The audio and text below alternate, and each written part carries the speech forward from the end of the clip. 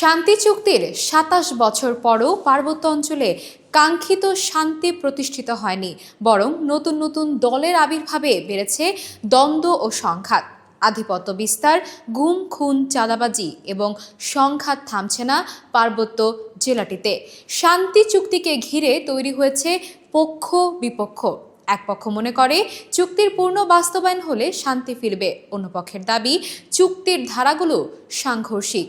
এ নিয়ে পাহাড়ের বাসিন্দাদের মধ্যে চলছে পাল্টাপাল্টি বক্তব্য।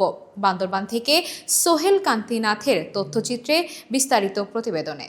শান্তি প্রতিষ্ঠার লক্ষ্যে ১৯৯৭ সালে জনসংহতি সমিতি জেএসএস এর সঙ্গে শান্তি চুক্তি স্বাক্ষর করে আওয়ামী লীগ সরকার।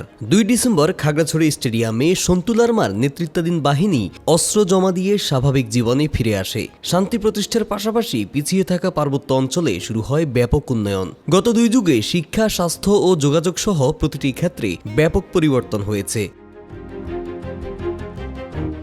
পার্বত্যাঞ্চলকে সুরক্ষিত করতে নির্মিত হচ্ছে সীমান্ত সড়ক, যা কৃষি ও যোগাযোগ ব্যবস্থায় ইতিবাচক পরিবর্তন আনছে। অর্থনৈতিকভাবেও স্বাবলম্বী হচ্ছে পাহাড়ের মানুষ। পিছিয়ে থাকা ক্ষুদ্র নৃগোষ্ঠীর জীবনমানেও এসেছে উন্নয়ন। তবে চুক্তির ২৭ বছর পরও শান্তি পুরোপুরি ফেরেনি। নতুন নতুন দল গঠন ও আধিপত্য বিস্তারের কারণে বেড়েছে সংঘাত। চাঁদাবাজি, গুম খুন এবং রক্তক্ষয়ী সংঘাতে সাধারণ মানুষ ক্ষতিগ্রস্ত হচ্ছে।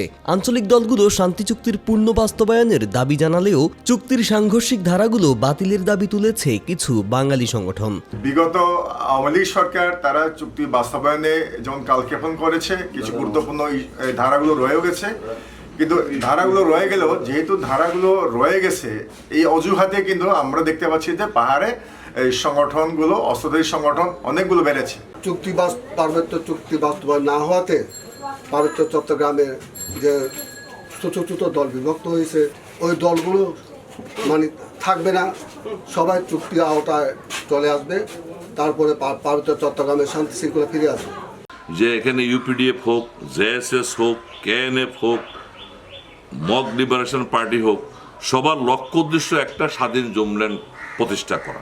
আমি মনে করি যদি বর্তমান ছাত্র জনতার গণঅভ্যুত্থানের মাধ্যমে যে অন্তর্বর্তী সরকার যদি পার্বত্যবাসীর প্রতি দৃষ্টি দেন, তাহলে আমি আশাবাদী পার্বত্য চট্টগ্রামের যে সংঘাত, যে সমস্যাগুলো সমাধান হবে বলে আমি মনে করি। পাহাড়ে শান্তি শৃঙ্খলা বজায় রাখতে আইন শৃঙ্খলা বাহিনীর সদস্যরা নিরলসভাবে কাজ করছে।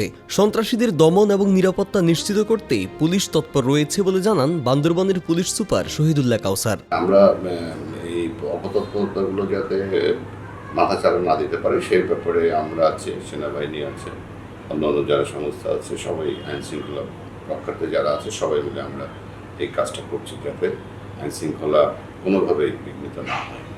গেল ৫ বছরে বান্দরবান জেলায় আইন শৃঙ্খলা বাহিনীর সদস্য সহ অন্তত ২৫ জন প্রাণ হারিয়েছেন।